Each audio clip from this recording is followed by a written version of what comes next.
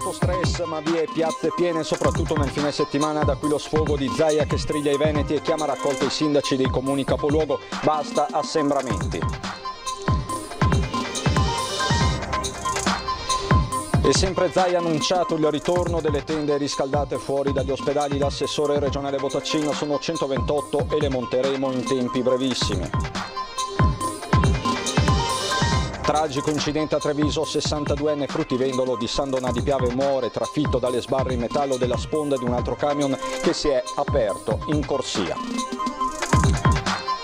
Stretta del comune di Chioggia sul fronte anti-Covid, un'ordinanza del sindaco Ferro prevede ora che nei locali pubblici con plateatico si possano servire i clienti esclusivamente seduti al tavolo, al massimo 2 adulti. Ristori in tempi rapidi per le imprese colpite dalla crisi scatenata dal Covid. Il senatore veneziano Ferrazzi illustra cifre e tempistiche. Il Comitato regionale Veneto della Federazione Italiana Gioco Calcio è al lavoro con alcune proposte per cercare di salvare la stagione sportiva 2020-2021. Mercoledì alle 21:15 su Antenna 3 Benedizione dal cielo, il documentario sulla straordinaria giornata dello scorso 13 giugno, quando la festa di Sant'Antonio è entrata nelle vostre case grazie alla lunga diretta di Media Nord-Est.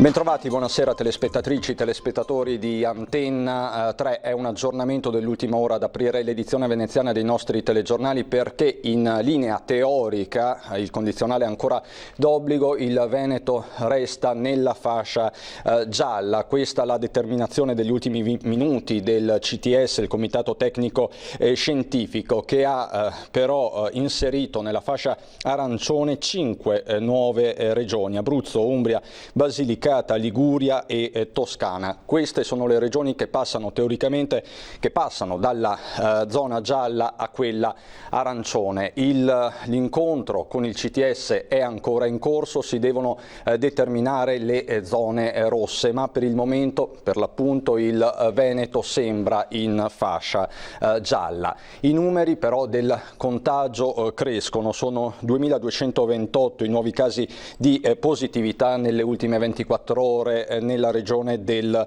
Veneto, ben 30 i decessi, come possiamo vedere dal secondo report di giornata di Regione del Veneto con azienda zero. In 24 ore sono aumentati di 111 unità anche i ricoveri in area non critica, sono aumentate invece di 8 unità i posti letto nelle terapie intensive. In provincia di Venezia 428 i casi nelle ultime 24 ore, 6 i decessi, 23 i posti letto occupati nelle terapie intensive degli ospedali veneziani. Ospedali quindi che sono sotto stress, lo ha ribadito oggi il governatore Zaia nel consueto punto stampa di Marghera. Zaia che ha definito imbarazzanti le foto delle vie e delle piazze del nord-est, piene, strapiene in questo weekend di novembre. Cominciamo da qui. Sono imbarazzanti le foto che hanno girato per questo fine settimana di piazze strapiene, mi spiace parlare così, di piazze di città, del Nevegal, di altri centri, dove comunque si vive come non ci fosse un domani. Per colpa di pochi, tutti rischiamo di rimetterci. Una domenica pericolosa, quella vissuta da troppi veneti per il governatore Zaia, che potrebbe avere ripercussioni anche sulla permanenza del Veneto in fascia gialla. L'appello oggi più che mai è quello di evitare assembramenti, la prospettiva chiara, i toni volutamente duri. O andare a passeggiare dove non c'è gente, o stare a casa.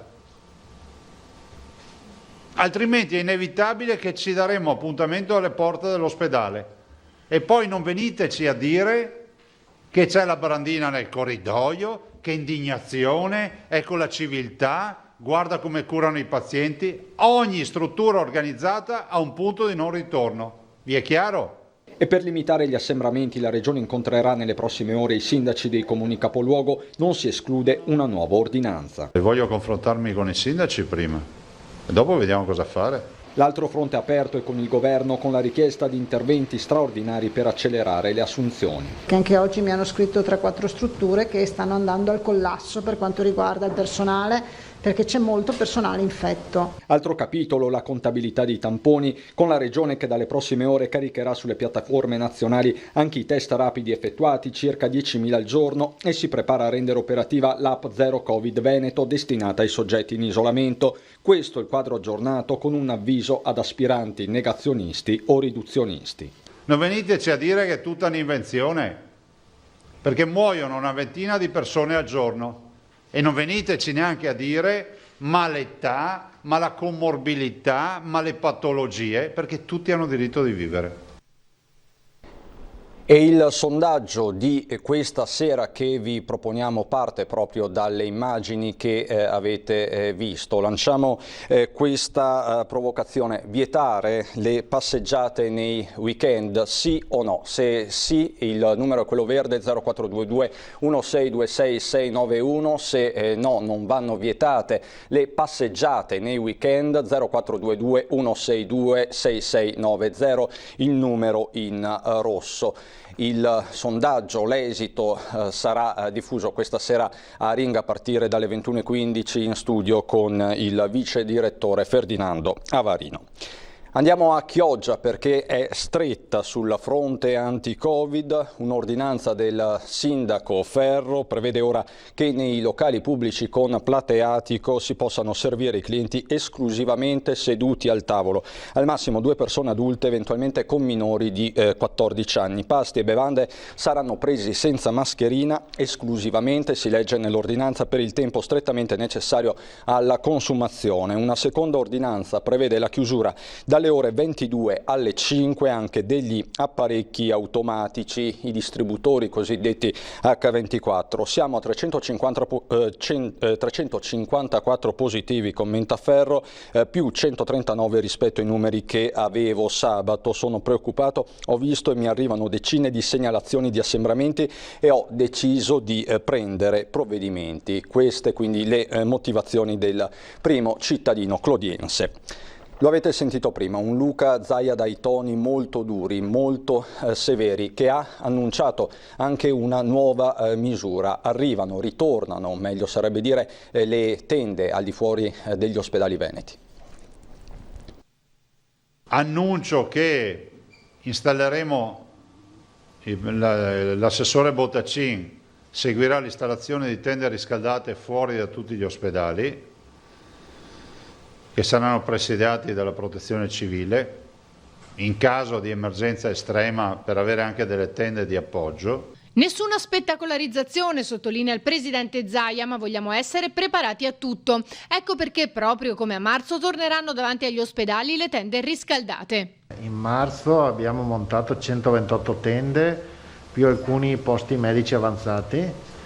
E ovviamente in base anche alle esigenze dei singoli ospedali, quindi in base a quello che ci viene segnalato dal direttore generale della specifica ULSS, procederemo con il riallestimento laddove è necessario, anzi stiamo già 3, sono già in montaggio, non mi ricordo più dove, però nei prossimi giorni ci sarà l'allestimento delle tende presidiate con i volontari e poi dopo ovviamente mettiamo a disposizione della sanità e quindi della struttura ospedaliera per le necessità che dovessero emergere. Appena veniamo chiamati noi le montiamo.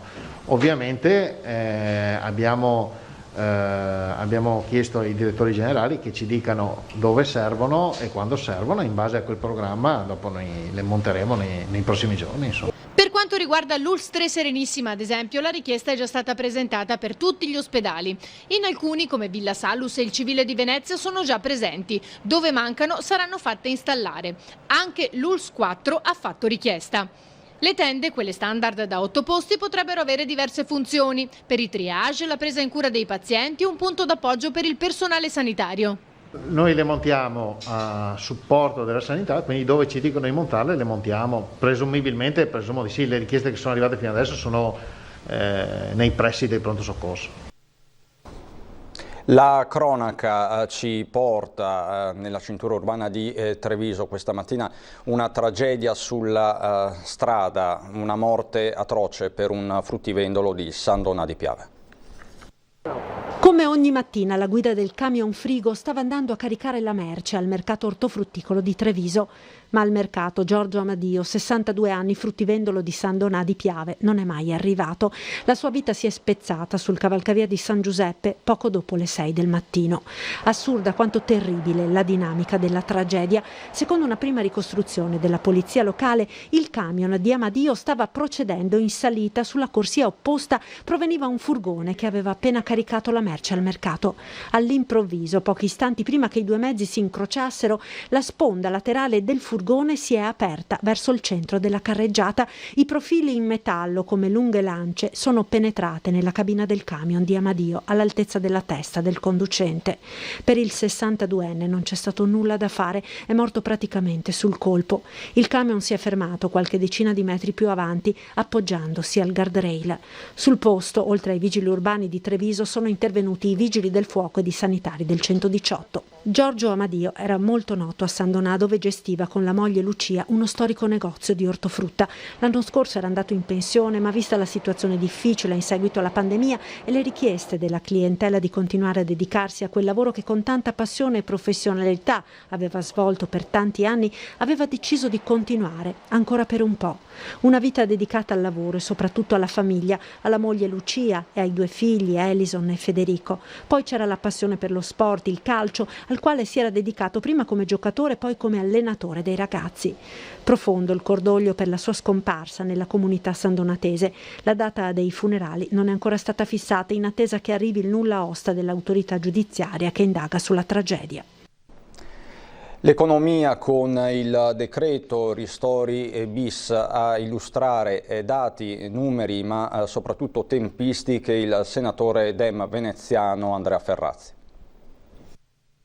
Zona rossa, la zona arancione e la zona gialla dipende dai flussi di dati che arrivano dalle regioni. Se tutti noi in Veneto abbiamo comportamenti virtuosi, il virus verrà bloccato, verrà fermato e quindi non c'è la necessità di passare ad altre zone. Dobbiamo evitare lockdown e per farlo a maggior ragione responsabilità da parte di tutti, perché dobbiamo dar luce in fondo al tunnel. Dobbiamo attraversare questo tunnel nel modo più veloce possibile e aprirci alla ripartenza, alla libertà. Nonostante le notizie sul vaccino anti-Covid siano incoraggianti, la prudenza rimane d'obbligo e soprattutto, mentre prosegue la ricerca scientifica, ognuno è chiamato a mantenere ogni comportamento indispensabile a piegare la curva dei contagi. Ma la partita del coronavirus si gioca anche in campo economico, tra cui quello che ha impegnato il governo nel decreto ristori e ristori bis delle tante attività colpite dalla crisi innescata dalla pandemia. Le ultime disposizioni in ordine alla necessità di chiudere alcune attività e soprattutto in alcune zone per l'emergenza sanitaria devono essere ristorate immediatamente e quindi sono tutti quei soggetti di ogni ordine e grado che non sono nella condizione di poter esercitare normalmente la loro attività economica. E la somma, ristori diciamo 1 con ristori bis, cumula quasi 9 miliardi di euro, quindi una cifra assolutamente notevolissima. Le liquidazioni sono a carico dell'Agenzia delle Entrate, in un'ottica di velocizzazione delle operazioni. Nonostante i contributi siano aumentati dal 100 al 400% rispetto a quanto erogato in primavera, infatti i tempi si prospettano più rapidi. Tutti i dati sono già stati caricati e quindi la stragrande maggioranza dei soggetti economici hanno già avuto l'introduzione di tutti i loro dati e quindi i bonifici possono essere veloci, praticamente immediati. Per coloro invece i cui bonifici non dovessero essere stati ancora caricati è stato dato un mandato di essere super veloci in modo tale che non ci sia da attendere giorni o settimane che naturalmente per i soggetti economici sono fondamentali. Salvare per quanto possibile la stagione calcistica, questo l'obiettivo della Federazione Italiana Gioco Calcio, della sezione regionale con il presidente regionale Ruzza Mestrino, pure lui colpito dal Covid. Tutto il calcio veneto si ferma per vincere contro l'avversario più difficile, il Covid-19, e cercare di raffreddare così la curva del contagio. Stop perciò a tutti i campionati di calcio in Veneto, dall'eccellenza alla terza categoria, almeno fino a gennaio 2021, mentre erano già stati sospesi tutti i campionati giovanili. È questa la linea del mestrino Beppi Ruzza, presidente del Comitato Regionale Veneto della Federazione Italiana Gioco Calcio, anche egli colpito in prima persona dal Covid-19, così come altri componenti del Comitato regionale con sintomi più lievi. Solo in Veneto, nella passata stagione sportiva, si contavano 35.000 tesserati della Lega Nazionale Dilettanti, i grandi per intenderci, e 70.000 del settore giovanile scolastico. La situazione non è facile da gestire. La proposta, che sembra farsi largo, dopo lo stop fino a gennaio, è quello di ripartire, se la situazione epidemiologica lo permetterà, con i recuperi delle gare non disputate nelle prime giornate, poi da febbraio la ripartenza del campionato, limitandosi però al solo girone di andata, per poi passare direttamente ai play-off e play-out per decidere promozioni e retrocessioni. Il Comitato regionale Veneto ha grande rispetto e stima dell'impegno delle sue società e farà tutto il possibile per accompagnarle in questo loro cammino, reso giorno dopo giorno più difficile da questa pandemia che pare al momento inarrestabile. Parliamo adesso di noi, della nostra programmazione, perché mercoledì alle 21:15 su Antenna 3 in prima serata ci sarà il documentario Benedizione dal cielo, il reportage sulla straordinaria giornata dello scorso 13 giugno, quando la festa di Sant'Antonio è entrata nelle vostre case grazie alla lunga diretta di Media Nord-Est.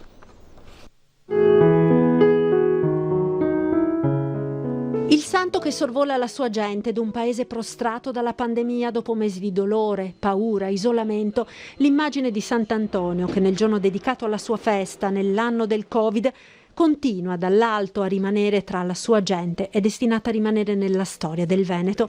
Un evento straordinario, quello dello scorso 13 giugno, che in moltissimi hanno potuto seguire in diretta grazie allo straordinario lavoro dei giornalisti e dei tecnici di Media Nord-Est che hanno seguito ogni passo in terra e in cielo di quell'indimenticabile giornata.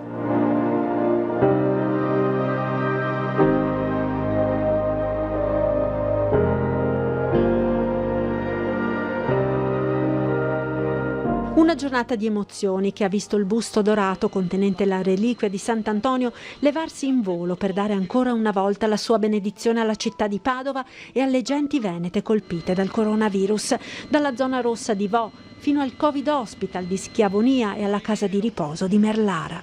Seguiamo l'arrivo di Sant'Antonio all'ospedale di Schiavonia, la reliquia che porta con sé e la massa corporis che ha benedetto tutto il territorio di Padova fino a questo momento.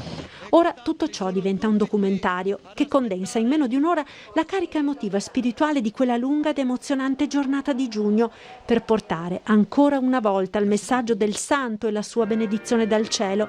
Ed è proprio questo il titolo del documentario che verrà trasmesso mercoledì 11 novembre alle 21:15 su Antenna 3. Le immagini, le voci, i volti, le storie di fede e devozione per ricordare la vita e le gesta di Fernando, il frate francescano che scelse il nome di Antonio e diventò santo, il più amato e venerato della cristianità, Antonio da Padova, il santo.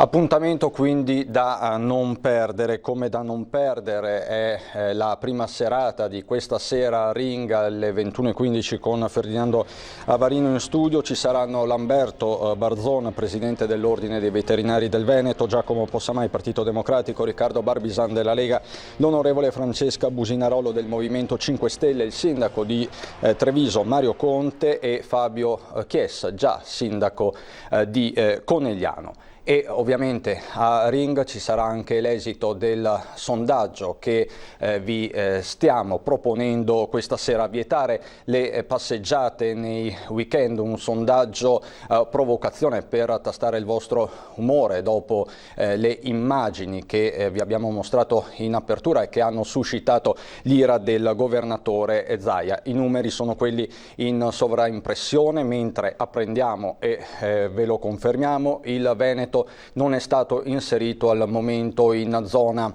arancione. La riunione del Comitato Tecnico Scientifico è ancora in corso. È davvero tutto da Venezia e provincia. Vi ringrazio per l'attenzione. Adesso ci sono le previsioni del tempo. Buon proseguimento.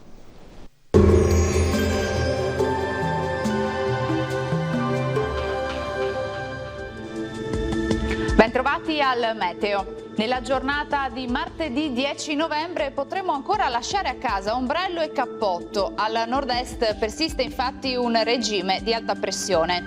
La situazione nel dettaglio. Sul Veneto al mattino sulle pianure meridionali e nei fondovalle sarà possibile la formazione di qualche foschia o nebbia, ma con il passare delle ore sarà in dissolvimento. Ampio soleggiamento altrove con cielo che al massimo si presenterà poco nuvoloso. Temperature stazionarie e tutto sommato miti, minime fino a 8 gradi, valori massimi invece tra i 15 e i 16 gradi all'incirca. Ci spostiamo ora sul Friuli Venezia Giulia, dove non cambia lo scenario, anche qui tanto sole su tutti i settori, il cielo sarà sereno o al massimo velato. Temperature minime tra 5 e 8 gradi, massime comprese invece tra i 15 e i 16 gradi. Infine, situazione simile anche sul Trentino Alto Adige, con la costante presenza del sole, locali addensamenti ma del tutto innocui. Temperature minime sui 4-5 gradi, massime sui 16 all'incirca. Dal meteo per ora è tutto, vi auguro un buon proseguimento in compagnia di Antenna 3. Arrivederci.